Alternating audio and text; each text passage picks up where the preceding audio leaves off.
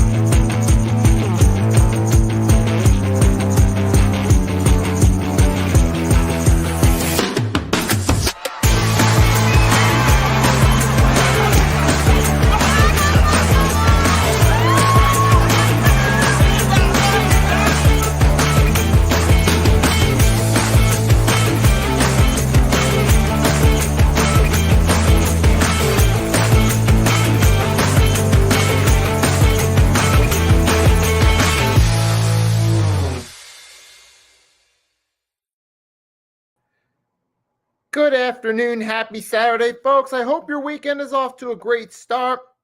And here on my channel and the Hardcore Sports Network, we're talking about the Eagles versus Steelers Week 15, previewing the big game tomorrow. Got the links to both. Here's the link to the stream on the Hardcore Sports Network. If you're catching on the Nicky Stees side, you can open up a separate tab. Make sure to drop a like on that side. If you're catching it from the Hardcore Sports Network side, here's the link to open a separate tab to the Nicky Stees channel. Drop a like there as well. So yes, sir, we doing this as always on both channels. And we got Week 15 matchup to talk about. Philadelphia Eagles versus the Pittsburgh Steelers. And which could be the second biggest game of the week, biggest being the Buffalo Bills versus Detroit Lions. But we're here to talk about the Eagles, so we're going to get into it. As of right now, the Eagles are the favorites, minus 4.5 points at home versus the Steelers. Eagles have a great history against the Steelers at home. And before we dive into the serious part, we're going to go through a few fun facts about the history of the Eagles and Steelers rivalry. So we're going to try to change it up a little bit. Eagles at home all time are 29-9-2 against the Steelers. They have a 10-game winning streak at home against them. But hey, we're going to talk about the fun stuff first before we get into the serious parts. Let's dive into it. We start right here. Eagles have not lost to the Steelers in Philly since October 24th, 1965. That's how long that 10-game winning streak at home against the Steelers goes. Because remember, they're opposite conferences. We play them back in the day, 3, now 4 years. And we switch venues each time. So, yeah, we've only played them at home a handful of times. And we haven't lost there since 1965. So that's a fun fact. But we got to be careful not to jinx it because we know the old expression, all good things must come to an end. But hey, that's not kind of a fun fact. And then we also talk about Landon Dickerson commented on the supposed drama with AJ and Jalen. Quote, I don't think he has a selfish bone in his body. Landon Dickerson went on 94 WIP, the Players Lounge, and pretty much said, right, that. And he also added, AJ, I think, is a great dude. I don't think he has a selfish bone in his body. I think also he just understands the type of team and caliber of team we can be. Right, he's obviously, him and AJ Brown both downplayed any drama between them in the locker room, and rightfully so, because we don't want to have time for that. We're in a big game. We can't get distracted by little petty side drama. And speaking of AJ Brown, remember last time He torched the Steelers defense for 3 touchdowns all in the first half. So before we dive into this one, let's take a quick look at the highlights. Here we go. Deep ball. Remember, this was 2 years ago when we were 6 in our Super Bowl year run. Here we go. Early second quarter. Let's take a look. Deep pass. Got it. One more. Late in the second quarter. So there we go. That's just a reminder of what A.J. Brown can do when he's on his A game. Now, with that being said, though, this is an entirely different story than the last time we played them. But, hey, Eagles, they've been doing themselves pretty good against the Pittsburgh Steelers all time. And plus, the momentum we have where we're on a 9-game winning streak also plays a role in the fact that we're favorites at home. So it's the history at home against the Steelers and our winning streak are why we're favorites to win. But with that being said, though, we still have to get on the field and actually play the game and actually do something. So now we're going to switch gears and talk about, we're going to go through the injury reports, take a look at the rosters. So now we get into the nitty gritty, which is the big game tomorrow between the Philadelphia Eagles and the Pittsburgh Steelers. We start by taking a look at both teams. So with that being said, without any further ado, now let's dive into it. Hold on a second. Wait, come on. What are you guys doing with me? Now you just give me, hold on a second. So we're trying to take a look at this right here. If for some reason it's not doing, I'm going to refresh the tab. Come on, what?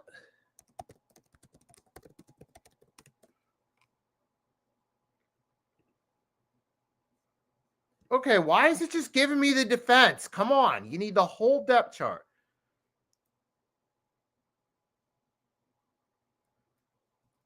Okay, now we go. All right, we're going to have to do this through the Eagles website. Sorry for the delay, but let's get into it now. Since ESPN wants to act weird, we're going to have to do this through the Eagles website. So let's start. I mean, here's the depth chart right here. But unfortunately, it doesn't give the injury report on the depth chart. So I'm going to need to find, all right, here we go. Let's start the injury report. Here we go. So this was reported yesterday, the Eagles versus Steelers injury report. We're going to pull it up from the website instead. So here we go. Here we go. You got Britton Covey's obviously out. And George Pickens is officially out for the Steelers, which is a big deal. Said Pittsburgh top receiver George Pickens was considered doubtful to play at the beginning of the week and is now officially out for Sunday's game against the Eagles with a hamstring injury. Oh, so that's a big deal right there. Steelers will also be without versatile defensive back Deshaun Elliott with a hamstring injury and defensive tackle Larry Ogunjobi with a groin injury. They missed practice all week. So DeMonte Casey and Cameron Sutton are expected to fill in. Now, this has big ramifications here for the Steelers passing game with no George Pickens, a top weapon, and then defensive tackle Larry Ogunjobi, who's out. That's going to be a big deal right there for the Steelers on both sides of the ball. And that will tie into our discussions about, key matchups. So with that being said, yeah, we're coming to this matchup a little more healthy. We don't have any key players missing, but the Steelers, like I said, without their top receiver and without one of their top defensive tackles. But make no mistake about it, the Steelers still have a good defensive line, and they still have most of their key pieces healthy. And that will tie into the key matchups. One in particular in the trenches on the offensive side of the ball, which I'll get into. Just going to step aside for a minute real quickly. And then when I get right back, we'll talk about the key matchups and go over to the keys of victory. It'll be 1 minute, put some music in the background. We'll be right back at it.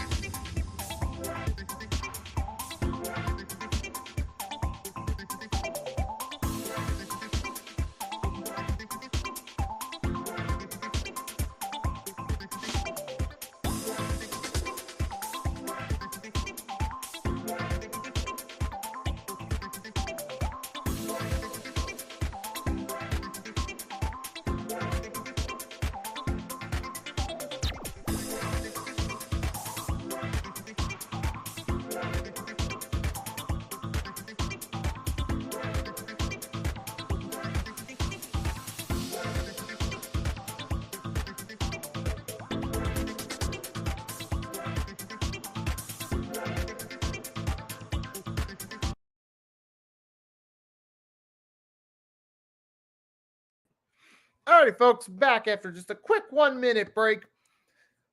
We went over the injury report. We gave some fun facts. And like I said, now segueing off of what we just talked about, this is going to have a significant effect on the game because now the Steelers' passing game is going to be without their top weapon in George Pickens. But to be fair, the Pittsburgh Steelers do have some key. They do have a top tight end as well, and they still have a solid run game, and they have one of the best defenses. Most of their guys on the defensive side of the ball are healthy, particularly TJ Watt, and their biggest threat in the secondary, Deontay Johnson. So we'll get more into that. So now, with that being said, yeah, we got to talk about this. We got some key there's important player matchups we got to talk about. And I'm going to start off with the main ones going to come in the trenches on the offensive side of the ball. So we're going to start off with this one, talk about Lane Johnson versus TJ Watt, folks. Everybody that follows the NFL knows who TJ Watt is. That man needs no introduction. We know he's one of the top dogs in the NFL on the defensive side of the ball.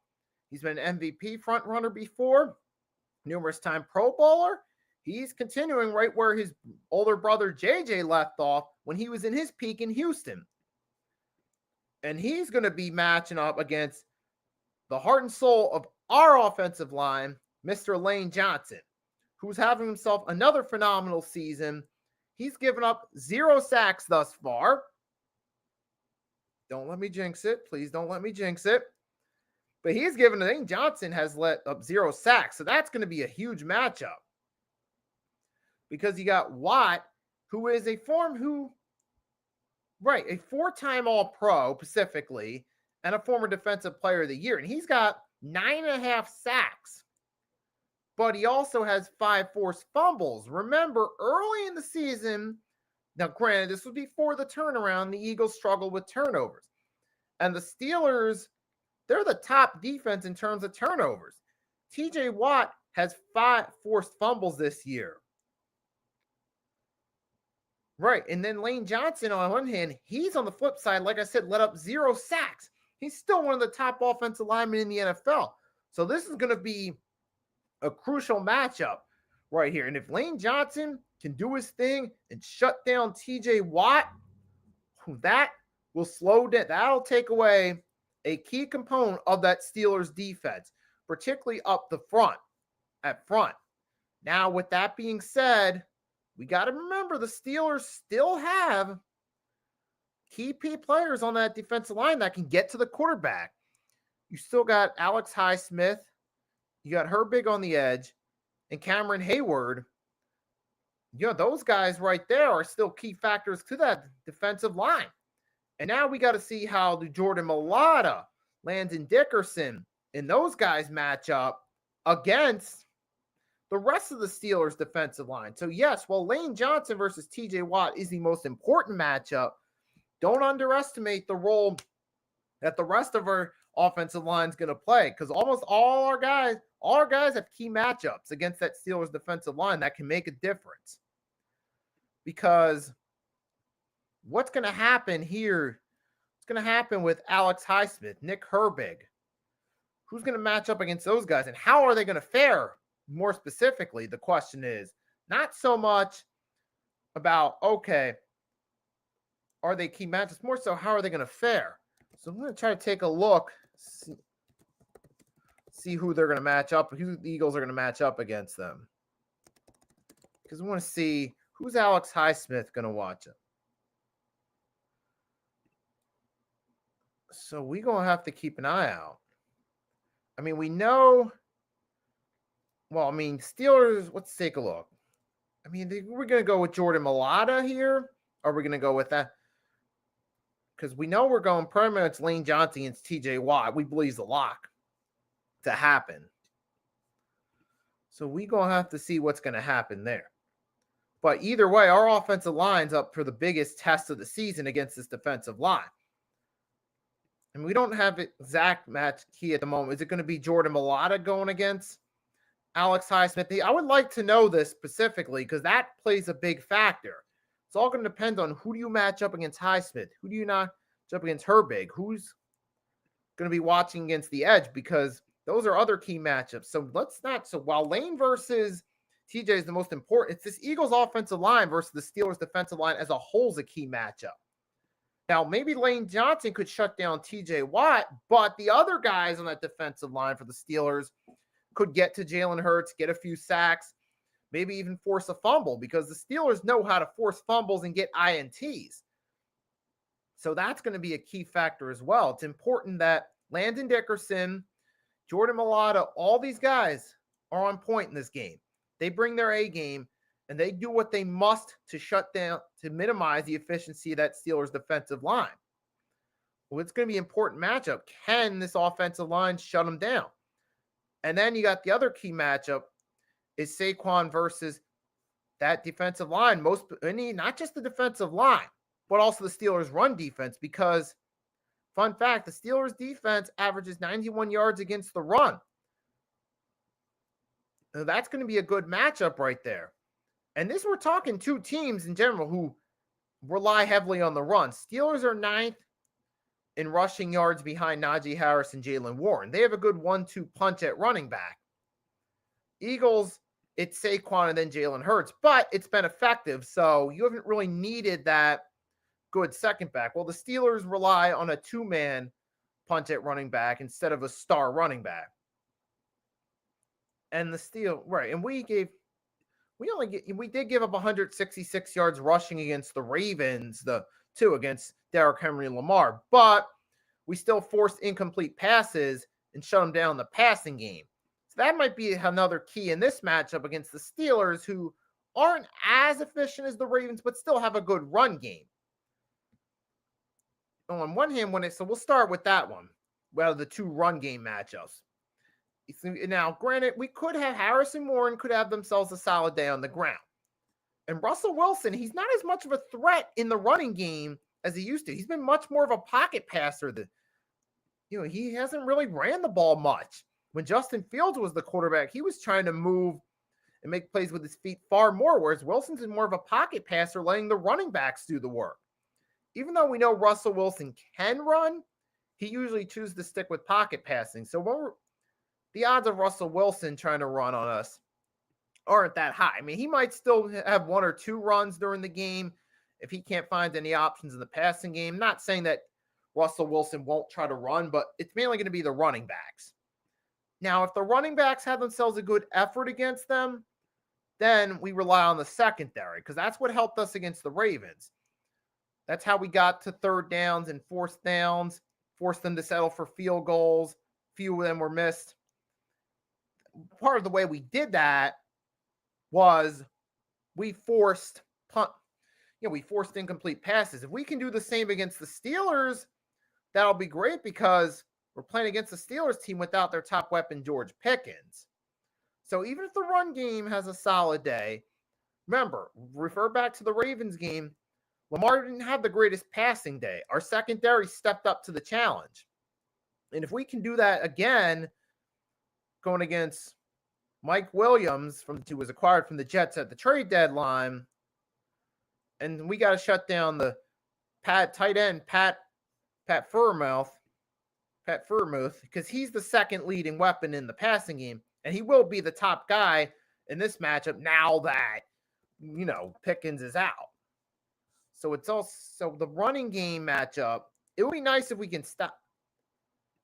We have to be able to rely on stopping the Steelers' run game. But the reason I'm leaning toward talking about the passing matchup is because we saw the last time we played a good run team, we were able to stop them in the air and force incompletion. So I'm thinking we could do the same today, because you're talking about Russell Wilson in the later stages of his career, who's still a solid QB, but he's not the star he was in Seattle when he used to torch our defenses.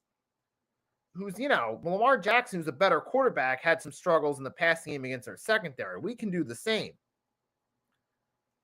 And even this season, in the passing game, he's only had 44 receptions for 470 yards. He has had touchdowns as well. So he could still be deadly in the red zone against us. So if the Steelers move the ball downfield, we need to watch out for Furmouth because he could be a weapon there. But that being said, though, hey, if we can, your secondary steps up to the challenge. Quinyon Mitchell, Cooper DeJean, Darius Slay Jr., all those guys do their thing against these Steelers wide receivers without the top weapon, who really aren't the biggest threat. Hey, we can have ourselves a great day. But let's also remember from last week, just because a matchup looks favorable doesn't mean it's going to go as favorable as expected. Because last week against the Panthers, that looked like it would be the easiest game. But to be fair, that was a different story as well.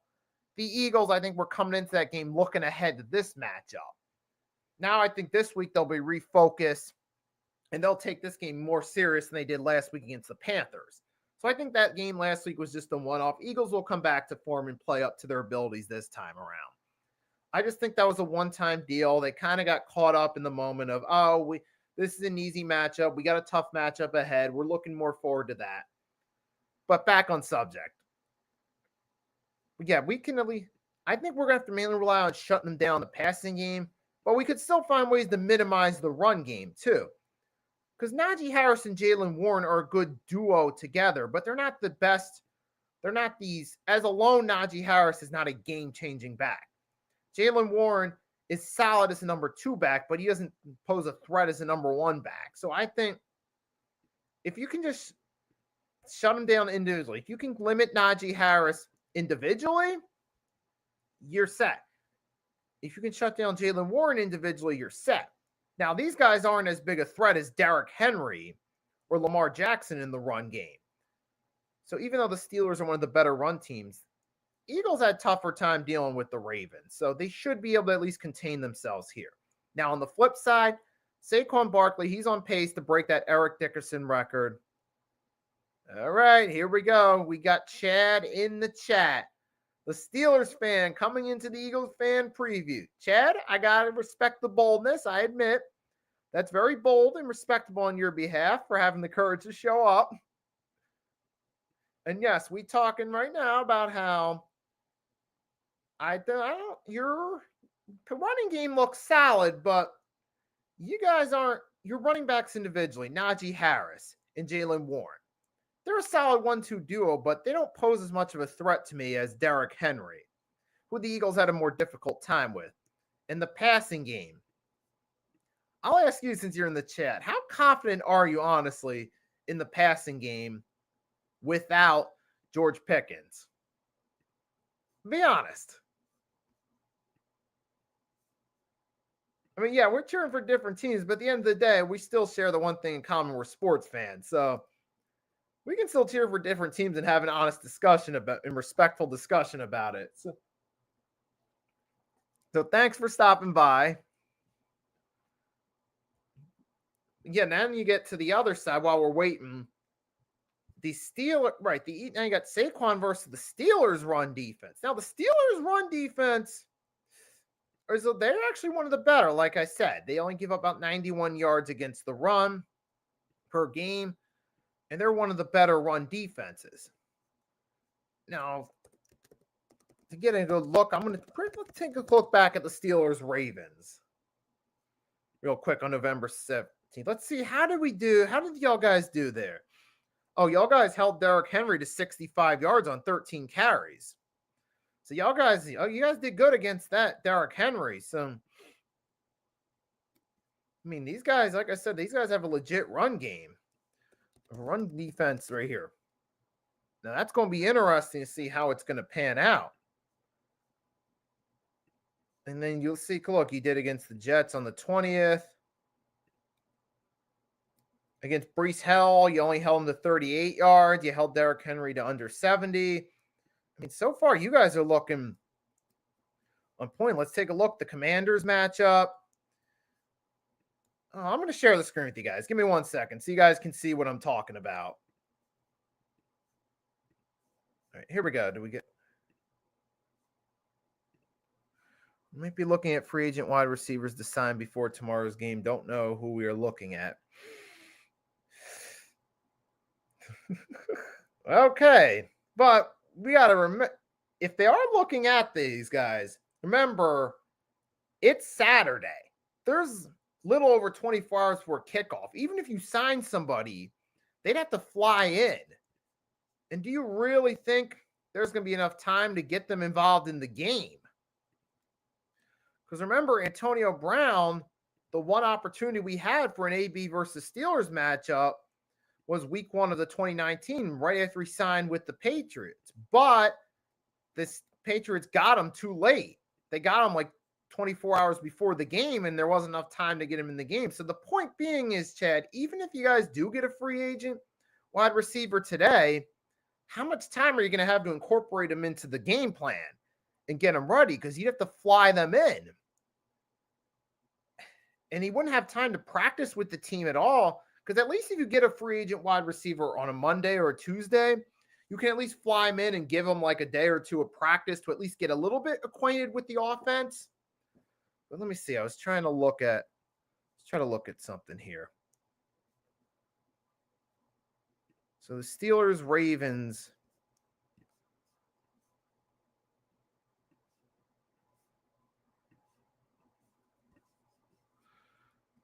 All right, hold on a second. Let me check something.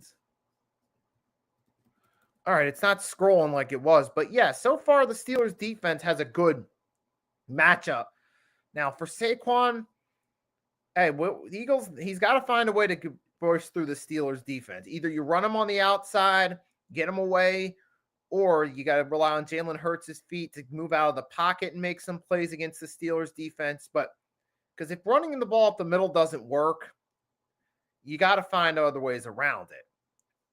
That's a key matchup, though. But Saquon's got to be able to somehow find a way to run the ball against this team. And then, of course, with A.J. Brown, Devontae Smith, we got to find a way to be efficient in the passing game. Because the Steelers have 15 interceptions and 13 forced fumbles. So they're a legit team, legit secondary. So we got to we got to rely on AJ and Smitty to make those plays against these guys because they know how to get interceptions and make big plays. That's something we got to look out for. So that's a key matchup. And on our side, we have the more favorable matchup with our secondary going into it on paper, but ultimately we're going to have to see what happens. But those are the main key matchups for this battle. Now, for the Eagles, it's time to talk about the Eagles' keys to victory. What would be cool if Chad's still in the chat, Steelers fan, feel free on your side to drop your keys to victory for the Steelers. I feel like, hey, it's only fair if this is an Eagles stream, and I'm going to talk about keys to victory from the Eagles' perspective. If we have Steelers fans in the chat, it's only fair if for you guys to drop your team's keys to victory, so we can give the audience, both a point of view from both teams headed into this matchup. So, Chad, if you want to feel free to drop your keys to victory for your team, feel free to do so. Yeah, so let's get into it. So, for me, the Eagles' keys to victory, first one is, I just alluded to it, so we'll get to it. Got to be able to run the ball against the Steelers team. I know they're a tough run defense, but the Eagles, to get a job done and move the ball offensively, they have to find a way with Saquon. I know it might not be his greatest statistical game, and the Steelers, hey, they have themselves a great run defense, but Eagles still got to find a way to get it done. I don't care if you have to run the ball outside, if you have to move Jalen out of the pocket, try to make some plays on his feet, do a little bit of both if you have to, but find a way to make it happen. If you try running up the middle and it's not working, adjust. You got to find a way to run the ball. And Chad's saying Steelers defense will get the victory. And going off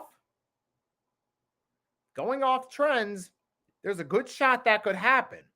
Because that Steelers defense has been known to really help us out, has really helped you guys out throughout the season. So, yeah. And then that's the first key. Second key is we got to be able to force mistakes in the pass game. Our secondary is got to be able to step up, force incompletions, maybe get a takeaway or two, because that's what worked for us against the Ravens. And we did force fumbles as well. So we got to be able to shut them down in the passing game. And then we got Victor T, Steelers fan, coming up with 3 keys, which is only fair. Limit Barkley, limit A.J. Brown, pressure Jalen to throw bad passes. So there we got Victor T, Steelers fan, stopping by, dropping keys to victory from his perspective. So thanks for stopping by, and thanks for having the courage to drop it. Like I said, it's only fair that if I'm going to do it for the Eagles side, if we get Steelers fans in the chat, they should be able to do the same for their team. And then the next key to victory for like I said, start running the ball efficiently. Got to be able to force them to make mistakes in the passing game. Third, Eagles got to get some turnovers, whether it be interceptions, fumble, find ways to get turnovers. It would be great if you do so. Well, the Steelers are backed up on their side of the field, because then that gives the Eagles a shorter field against this defense. And that creates more opportunities for points via field goals, touchdowns. But either way, the Eagles getting turnovers would definitely help in this matchup.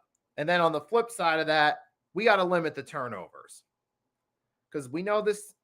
We've been doing good with that on this 9-game winning streak. But I emphasize this point because this Steelers defense knows how to get turnovers. They know how to create turnovers. They know how to, get big interceptions. They know how to force takeaways. Like I said, they have 15 interceptions on the season and 13 forced fumbles. And they lead the way, combined 28 takeaways. That's leading the way in the NFL. So, yeah, those are my keys to victory for the Eagles in this matchup. And to everyone that stopped by, Eagles, Steelers fans, thanks for stopping by. I hope you enjoyed this stream. Lil G Griffin, Chad, Victor T, thanks for stopping by. Now, I talked about the matchup, give my keys to victory, went through the key matchups. Now we just got to wait to see what's going to happen tomorrow, 4:25 Eastern Standard Time. Wait to see who gets the job done. Now, for this one, I'm going to go score prediction. I'll go Eagles 23-17 win over the Steelers. You guys that are still in the chat, feel free to drop your score predictions. So, yeah, now we just got to wait and see what happens. Then I'll come back on Monday, same time, noon. We'll talk about the game, recap what happened. So, of course, again, as always, thanks to everyone that stopped by. I always appreciate your support. You're the reason I can do these streams.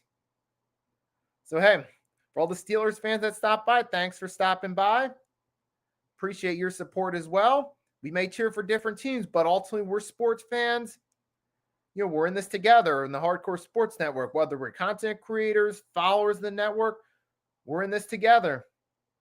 So with that being said, we'll see what happens tomorrow between our two teams. May the best team win. Come back, talk about it Monday. With that being said, have a great rest of your day or night. If you're catching this on the replay, I'll upload this on Spotify and share it to my Twitter and YouTube community tab when it's ready. Being said, fly, Eagles, fly. Let's get this dub. Hopefully we do so. Come back, talk about it Monday. Until then, peace. Have a great day.